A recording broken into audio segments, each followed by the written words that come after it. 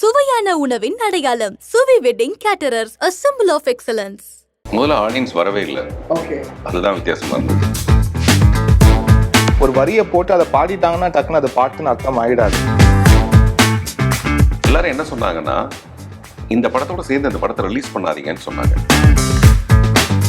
Parthiban sir வந்து ஒரு tough master, அவர் வந்து ஒர்க் பண்ணுறது இதாக இருக்கும் அதாக இருக்கும் நிறைய பேர் முன்னாடி சொல்லி நான் கேள்விப்பட்டிருக்கேன். இன்னும் நம்மளுக்கு என்ன யார் அப்படின்னா லைஃப்ல டஃப் கொடுத்துட போறாங்க வாங்க அப்படின்னு சொல்ல அவளுக்கு நானும் வந்துட்டேன். இவ்வளோ கஷ்டப்பட்டு பண்ணியிருக்கோம், இதையே சரியாக கவனிக்க மாட்டேங்கிறாங்க. ஜஸ்ட் லைக் வாய்க்கு வந்த மாதிரி ஒரு விஷயம் சொல்ல முடியாது. பாலச்சந்தர் படத்துலையும் பாலச்சந்தர் மாதிரியே பேசுகிறாங்கன்னுவாங்க. பாக்யராஜ் படத்துலையும் அதே மாதிரியான ஒரு விஷயம் வருது. எல்லாருடைய பெரிய டைரக்டரோட எல்லா படத்துலையுமே பெண்களுக்கு கையில் கோடு இருக்குது. நீங்கள் நல்லா கவனிச்சு பார்த்தீங்கன்னா தெரியும், நிறைய கோடு இருக்கும். இது எல்லாமே பிளேடு எடுத்து கிரிக்கிட்டது. எந்த வயசுலன்னு கேட்குறேன்.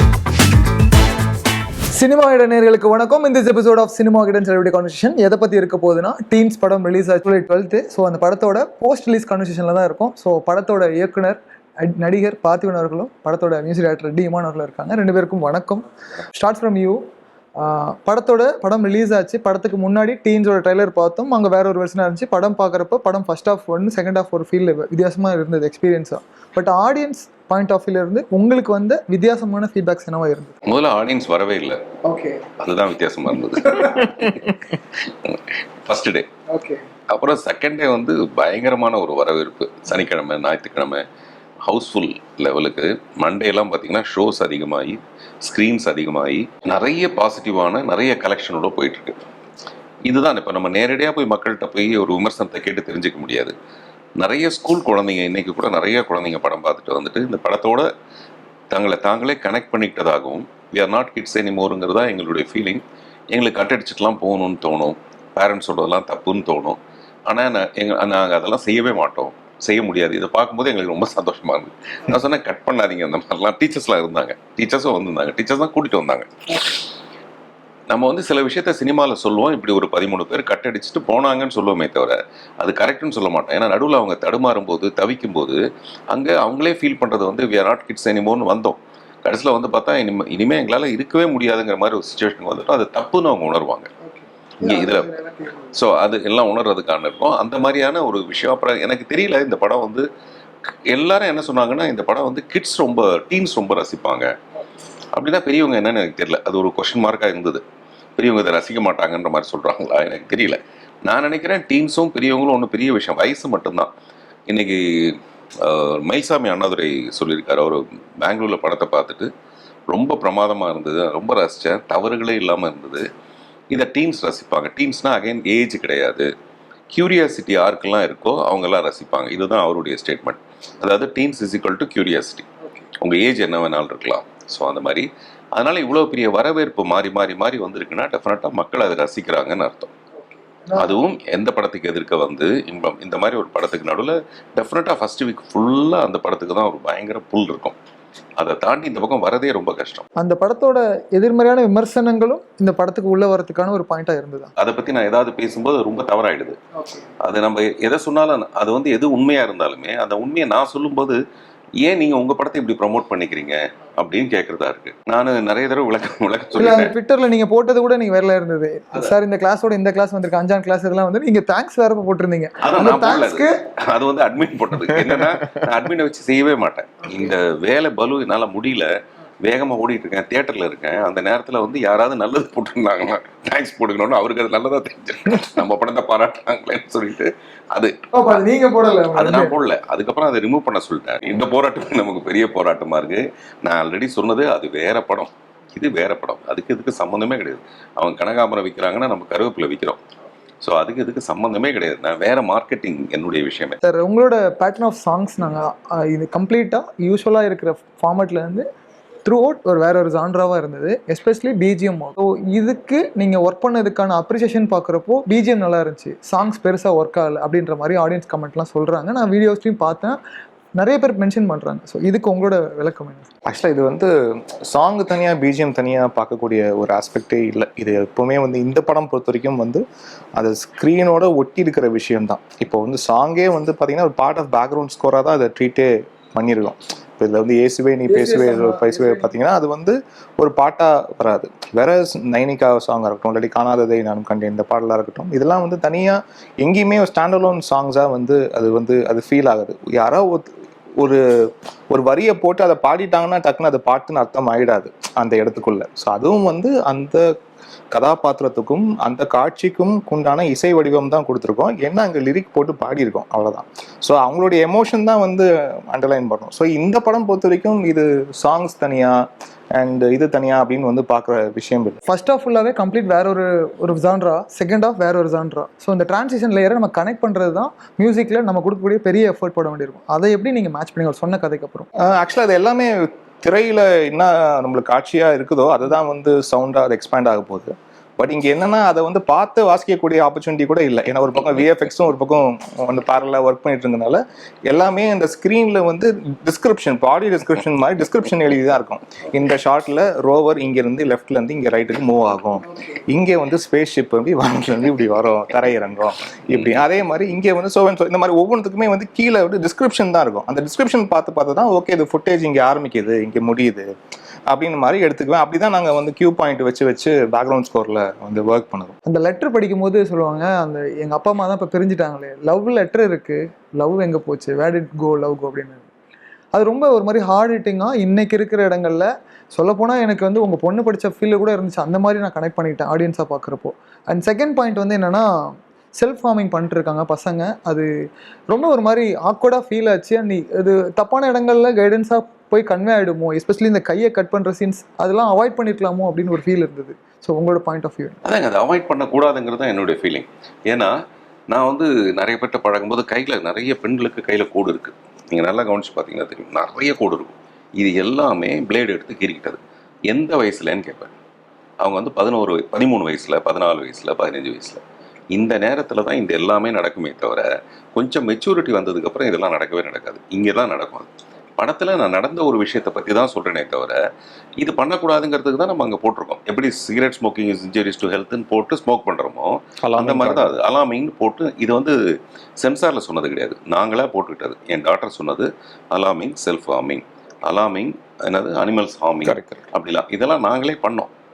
இது இங்கே இடத்துல இது முட்டாள்தனம்ங்கிறது சொல்லணும்ல. இப்போ நீங்கள் விகடனில் விமர்சனத்துக்கு நீங்கள் என்கிட்ட கேட்டு அதில் வந்து விமர்சனங்களை பற்றியோ இது பிலோ ஆவரேஜ்னு சொல்கிறத பற்றியோ நான் கவலைப்படுறதே கிடையாது. ஆனால் 13 பசங்களை டிஃப்ரென்ஷியேட் பண்ணவே இல்லை அப்படின்னு விகடனோட விமர்சனம். அந்த டெலிவரியில் அவங்கள வந்து எல்லாருக்கும் டிஃப்ரென்ஸ்.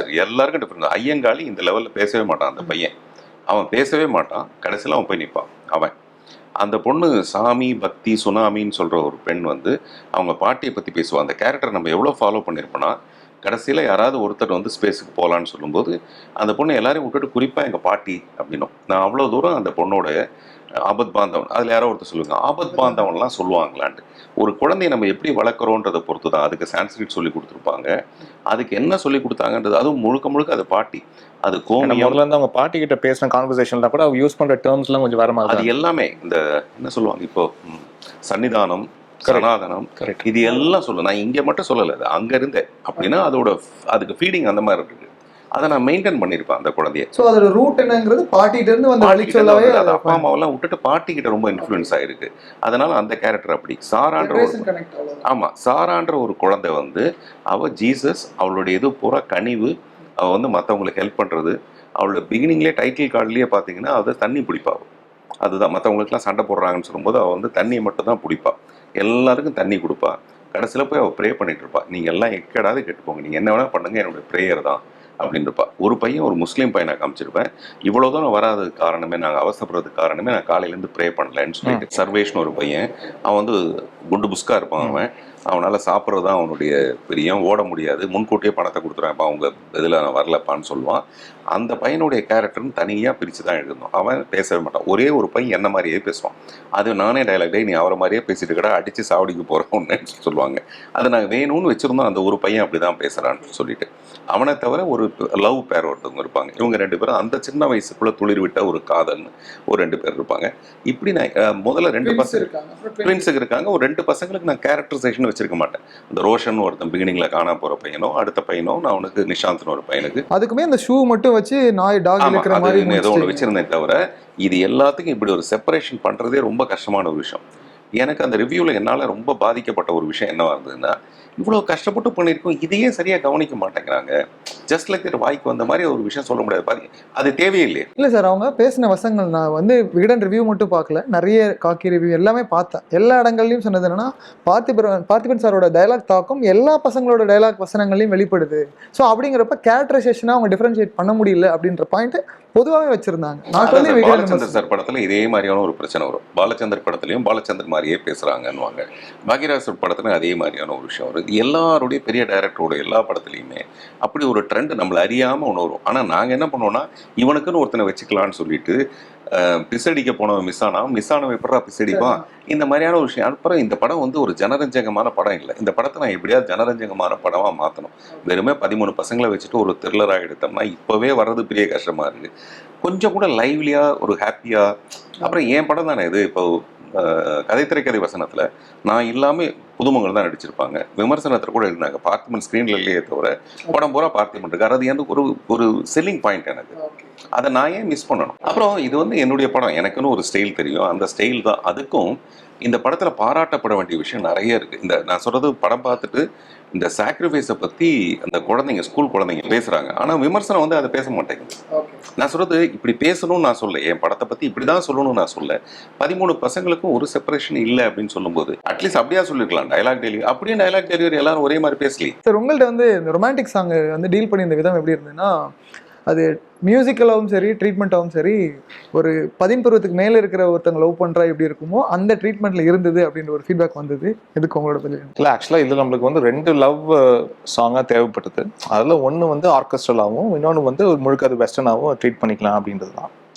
மேபி அந்த காணாததை நான் கண்டேன் பாடலும் அதோடைய லிரிக்கல் வேல்யூவும் அதோடைய மியூசிக்கல் எக்ஸலன்ஸும் அதில் ஸ்ரேயா கோஷல் மாதிரி ஒரு சிங்கரை பாட வச்சதும் அந்த மெட்டும் அது எல்லாமே சேர்ந்து வேணால் அங்கே மேபி இந்த ஒரு ஃபீலிங் வந்து இருக்கலாம். பட் வேற ஹே நைனிகால அப்படி தோணாது. ஹே நைனிகால அந்த ஏஜ் குரூப்பில் இருக்கிற ஒரு விஷயமா வந்து தெரியும். இதில் என்னென்னா, இதில் ஒரு டெப்த்து சொல்ல வேண்டியது இருக்குது. ஏன்னா அந்த பல்லவி முடிஞ்ச கையோட அந்த அந்த காதலி வந்து இல்லை.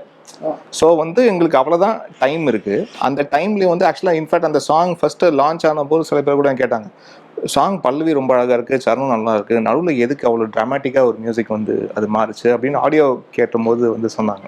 பட் அது படம் பார்த்தாங்கன்னா ஆட்டோமேட்டிக்காக அவங்களுக்கு அந்த ஒரு கொஸ்டினே வந்து அந்த அந்த அந்த ட்ராமாவே வந்து அந்த பல்லவி முடிஞ்ச பிறகு வச்ச ட்ராமாவே அந்த பொண்ணு காணுன்றது எனக்கு தெரியும். அதுக்காக தான் வந்து ஆடியோவில் முதலே அந்த சாங்கில் வந்து அப்படி ஒன்று வைக்கிறோம். ஸோ இங்கே வந்து என்னென்னா, அந்த ஒரு பெயின், அந்த என்னதான் சின்ன குழந்தைங்களா இருந்தாலும் அந்த லவ்வர்ன்றது அந்த முக்கியமாக அந்த ஃபர்ஸ்ட் லவ்வுடைய அந்த இழப்புன்றது வந்து பார்த்திங்கன்னா அது எப்போவுமே காலத்துக்கு இருக்கும். ஸோ அங்கே வந்து இப்போ நம்மளுக்கு என்னென்னா, வெறும் அந்த ஸ்க்ரீனில் இருக்கிறவங்களுக்கு எமோட் பண்ணுற ஒரு விஷயமா மட்டும் இல்லை, இங்கே வந்து கன்சீவ் பண்ணுறவங்க இடத்துல, அதாவது ஆடியன்ஸ் இடத்துல இருந்து பார்க்குறவங்களுக்கும் அவங்களும் வந்து பார்த்திங்கன்னா அங்கே முதிர்ச்சியான காதலை வந்து பார்த்தவங்க இருந்திருப்பாங்க. அதை வந்து பார்க்குறவங்களுக்கு அது ரிலேட் பண்ணக்கூடிய விஷயமா அது வந்து ஆடியன்ஸ் சைடுக்கும் இருக்கணுன்றதுக்காக தான் அங்கே கொஞ்சம் ஒரு முதிர்ச்சியான ஒரு காதலை சொல்லக்கூடிய அந்த வரிகளாகவும் அந்த இசை வடிவமாகவும் அந்த குரலாகவும் அதை வந்து அப்படி வச்சுக்கிட்டோம். இல்லாட்டி அங்கே வந்து ஸ்ரேயா கோஷல் மாதிரி ஒரு சிங்கர் அங்கே பாட வேண்டிய அவசியமே இல்லை. இல்லாட்டி அப்படி ஒரு மெட்டே தேவையில்லை. அங்கேயும் ஏதாவது ஒரு வெஸ்டர்னாக ஏதாவது ஒரு சாங் வந்து போட்டு போயிருக்கலாம். அங்கே ஒரு இந்தியனைஸ்டு மெலடி இருக்கணும்னு வந்து அவசியம் இல்லை. அஃப்கோர்ஸ் நீங்கள் சொல்கிறது அது புரியுது, அது கொஞ்சம் வந்து மெச்சோர்டாக தான் சவுண்ட் பண்ணது தான். பட் அது காரணம் அந்த லவ்வோடைய டெப்த்து வந்து சொல்கிறதுக்காக அது வைக்கப்பட்டது தான். எங்கள் 2 பேருடைய இந்த கொலாபரேஷன் இந்த படத்தில் எவ்வளோ பியூட்டிஃபுல்லாக பிளண்ட் ஆச்சுன்னா, அது வந்து மோர் தேன் என் மியூசிக் டைரக்டர் அந்த மாதிரிலாம் இல்லாமல் நான் ஏதோ போய் கேட்குறேன்னா அது நியாயமாக இருக்கும். அந்த மாதிரி எங்கள் 2 பேருக்குள்ள பயங்கர ஒரு சிங்க். அப்புறம் எங்களுடைய மெசேஜ் எல்லாமே ஒரு 3 நிமிஷம் 4 நிமிஷம் இருக்கும். வாய்ஸ் நோட்ஸ் எனக்கு அப்படியே பழக்கம். நான் வந்து அப்படியே பேசுவேன், படன்னு பேசுவேன். இதை நினச்சேன்னுவேன், அதை நினச்சேன்னுவேன்.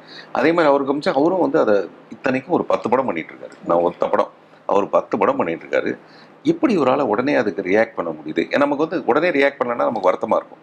ஆனால் எனக்கு புரிஞ்சிக்க முடியும், அவர் ரியாக்ட் பண்ணலன்னா அவர் வேலையாக இருக்காருன்னு புரிஞ்சுக்க முடியும். பட் எப்படியாவது நடுவில் போந்து அவர் அதுக்கு ரியாக்ட் பண்ணுவார். அப்புறம் எல்லா சாங்லேயுமே நம்ம முதல்ல ஒரு லென்த் வச்சுருப்போம், அப்புறம் ஒரு லென்த் வச்சுருப்போம். அவர் முகம் சுழிச்சாரா இல்லையானே எனக்கு தெரியாது. அந்த சுழிப்பே எனக்கு தெரியாமல் அது எல்லாத்தையும் இது வந்து வழக்கமாக தான் போடுங்க. இப்போல்லாம் இந்த காலத்தில் ஒரு மியூசிக் டேரக்டர்கிட்ட போய் ஒரு பாட்டு வாங்கிட்டு வரதே கஷ்டம்.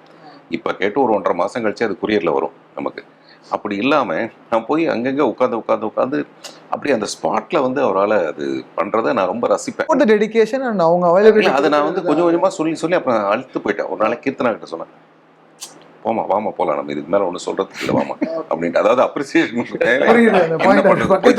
சார் ரொம்ப அப்ரிஷியேட் கொடுத்துட்டே இருக்கோம். அது அப்படிதான் இருந்தது. இந்த ப்ராசஸே வந்து அப்படிதான் இருந்தது. ஆக்சுவலாக நிறைய வந்து பார்த்திபன் சார் வந்து ஒரு டஃப் மாஸ்டரு, அது வந்து ஒர்க் பண்ணுறது வந்து இதாக இருக்கும் நிறைய பேர் முன்னாடி சொல்லி நான் கேள்விப்பட்டிருக்கேன். பட் எனக்கு வந்து நம்மளுக்கு என்ன யாரு அப்படின்னா லைஃப்ல டஃப் கொடுத்துட போறாங்க வாங்க அப்படின்னு சொல்ல அவளுக்கு நானும் வந்துட்டேன். சரி பாத்துடலாம் அப்படின்னு சொல்லிட்டு. பட் பார்த்தா சொன்னது நான் கேள்விப்பட்ட விஷயங்களும் ஒர்க் பண்ணும் போது எதுவுமே சிங்கினால எல்லாமே வந்து பார்த்தீங்கன்னா ரொம்ப ஸ்மூத்தாக இருந்தது. ஒவ்வொரு ப்ராசஸுமே அவ்வளோ ஸ்மூத்தாக இருந்தது. இவரும் அந்த ஒரு மியூசிக்கல் அந்த ஒரு கிரியேட்டிவ் ப்ராசஸை இவரும் அண்டர்ஸ்டாண்ட் பண்ணிக்கிறாரு. அது இருந்தது. அது ரொம்ப மியூச்சுவல் லவ் அண்ட் ரெஸ்பெக்ட் வந்து இருந்ததுன்றால ஆக்சுவலி இவர் எது சொல்லும் போதும் இட் மேக் சென்ஸ்ன்னு தோணும். இப்போ ஏதாவது ஒரு கரெக்ஷன் ஒன்று சொன்னாங்க, அது வந்து சென்சிபிளாக இருக்கும் போது அது ஏன் அதை நம்ம இம்ப்ளை பண்ணி பார்க்கலாமே அப்படின்னு தான் வந்து தோணுமே ஒழிய அது ஏதோ ஒரு டேரக்டர் கரெக்ஷன் சொல்கிறாங்க மாதிரி எனக்கு அது தோணாது. படத்தோட கிளைமேக்ஸில் டீன்ஸ் 2 அப்படின்ற ஒரு பாயிண்ட் டேக்லைனோட நான் பார்க்குறப்ப எனக்கு ஷாக்காக இருந்தது. பார்ட் 2க்கான இன்ட்ரடக்ஷன் அது ஏன்? அது எனக்கு வழக்கமாக இருக்கிற ஒரு கிருத்திரம் ஒன்று இருக்குல்ல, அதில் வந்து என்னென்னா அந்த எண்டு வந்து இப்படி இல்லை. முதல்ல வந்து பசங்க பேரண்ட்ஸ்லாம் வந்து பரித வச்சு போயிருப்பாங்க. பசங்க கட்டடிச்ச உடனே, கட்டடிக்கிறது என்ன கதைன்னு வேற விஷயம், கட்டடிச்ச உடனே பேரண்ட்ஸுக்கு தெரிஞ்சு போச்சுங்கிறது நான் அப்புறம் கொண்டு வந்தேன். ஷூட்டிங் ஆரம்பிக்கும் போது தான் கொண்டு வந்தேன். அது வரைக்கும் சாயங்காலம் 3:30 மணிக்கு ஸ்கூல் விட்டு வரும்போது தான் பேரண்ட்ஸுக்கு தெரியும். திடீர்னு இந்த மறியல் போராட்டம், அதனால அந்த ஸ்ட்ரைக் சோசியல் காஸ்ட் வலிச்சு துணிச்ச மாதிரி இருந்தது. ஏன்னா ஆணவ படுகொலை அப்படிங்கிற ஒரு விஷயத்த அதான் சார் அதை அப்படி சொல்றாங்க. அது எனக்கு தெரியல. இப்ப நம்ம போறோம் இல்ல, அது சீனா பாக்குறப்பவே அது ரொம்ப முரண்பாடு இருந்தது. அது எனக்கு தெரியல, எனக்கு உணர முடியல. இப்ப நான் படம் பார்த்தேன்னா அப்படி எனக்கு உணர முடியல. நம்ம போறோம், ஒரு பஸ் ஸ்ட்ரைக்ல இறக்கி விட்டாங்க அப்படின்னு சொல்லும்போது அந்த பஸ் ஸ்ட்ரைக்கு என்னவா இருக்கலாம்?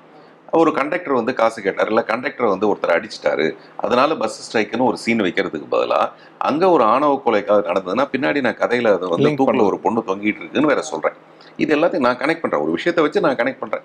அது வந்து வலிச்சதை திணிச்சதா அந்த லெட்டர் அதனால தான் வயிற்று வலின்னு சொல்லி எழுதுனீங்களா? வயிற்று வலின்றது வழக்கமாகவே நீங்கள் சூசைட் பண்ணிக்கிறவங்க அல்லது இந்த மாதிரி மாட்டி விடுறவங்க அவங்களா ஒன்று எழுதி போட்டுருவாங்க. தற்கொலை பண்ணிக்கிட்டது கிடையாது, சமூகத்தில் இருக்கக்கூடிய அவங்க தான் எழுதி வைக்க. நிறைய பேர் இப்படி தானே சொல்லுவாங்க, என் தற்கொலைக்கு நானே காரணம்னு சொல்லிட்டு அவனை தூக்கி ஃபேனில் மாட்டி விட்டுட்டு போயிடுவாங்க. அப்படிதான் செய்வாங்க. அதோட கன்வேயிங் தான் அது. ஆமாம், அது வந்து வயிற்று வலி இல்லைங்கிறது அது தெரியப்படுத்துறதுக்காக தான் அந்த விஷயம். ஸோ இப்படி ரொம்ப ஆராய்ச்சி எங்கேயோ நடு ரோட்ல ஒரு விஷயம் ஸ்ட்ரைக் நடக்குது. நிஜமாவே பார்த்தீங்கன்னா ஒரு கண்டக்டர் வந்து பேசஞ்சரை கண்டக்டர் அடிச்சிட்டாரு, இதுக்காக ஒரு ஸ்ட்ரைக் நடக்கும். அதனால நமக்கு என்ன பலன்? போற போக்கில் ஒரு நல்ல விஷயத்த சொல்லிட்டு போயிடலாமே அப்படிங்கிறதுக்கு தான் அதாவது நான் ஐயங்காளின்னு ஒரு பையனை, சமூகத்தில் கீழே இருக்கிற ஒரு பையன் எங்கே போகிறாங்கிறத காட்டுறதுக்காக இன்னமும் இந்த சமூகத்தில் இந்த ஆணவ கொலை என்ன இருக்குது அதை நமக்கு சொல்கிறதுக்கான ஒரு வாய்ப்பு கிடைக்கும்போது அந்த கேப்பில் நம்ம அதை சொல்லலாமே நினச்சது. அது திணிச்சதுன்னு சொன்னால் பரவாயில்லைங்கிறது தான் என்னுடைய ஃபீலிங். இது எதுக்கு சொல்ல வந்தேன், அப்படி பேரண்ட்ஸ்க்கு வந்து உடனே தெரிஞ்சு போயிடுது. 8:30 மணிக்கு பசங்க 10 மணிக்கெலாம் அவங்களுக்கு தெரிஞ்சு போயிடுது, பரிதவிப்பில் இருக்காங்க. சாயங்காலம் வரைக்கும் தெரிஞ்ச உடனே இவனுக்கு என்ன தான் சாதனை பண்ணாலும் அடி பின்னி கூட்டு போவாங்க வீட்டுக்கு. ஏன்டா படுபாவீங்களா, என் உயிரே போயிடுச்சேடான்னு சொல்லிட்டு. அப்படி தான் நான் முதல்ல சீன் வச்சுருந்தேன். அப்புறம் மதன் கார்கி சொன்னார், இல்லை சார் இந்த பசங்க, மதன் கார்கிட்ட கதை சொன்னேன். அவர் சொன்னார், இல்லை, அவர் நான் எல்லா படமும் கதை திரைக்கிற வசனம் உட்பட நான் அவர்கிட்ட கதை சொல்லுவேன். சொன்னோன்னே அவர் சொன்னார், இல்லை சார் இவ்வளோ பசங்க இவ்வளோ போய் கஷ்டப்பட்டு வந்து நீங்கள் அடித்து பேரண்ட்ஸ் வந்து அவங்களுடைய ஃபீலிங்கை நீங்கள் காட்டுறதா முடிச்சிங்கன்னா அது ஹாப்பியாக இருக்காதுன்னு தோணுது எனக்கு. இன்னும் கொஞ்சம் பெட்டராக தான் யோசிங்க சார்னு சொன்னார். இதெல்லாம் ஷூட்டிங் ஆரம்பிக்கிற டைமில்.